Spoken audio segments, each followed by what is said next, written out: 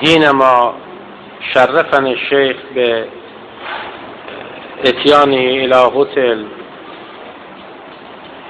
رأيته وقلت ذلك، رأيته أحسن مما تصورت منه.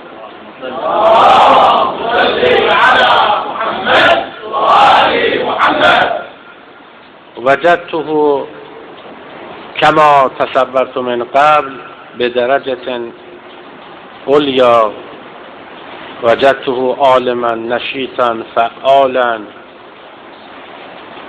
قوة الشباب مع تفكر الشيخوخة الحمد لله في جنابه، وإن شاء الله أرى فيه توفيقات كثيرة في المستقبل. ووجدته عطوفا ودود الحمد لله. وأنا أتوقع له في المستقبل موقعية جيدة جدا في المجتمع وفي واقع الأمر من حيث الخدمة إن شاء الله.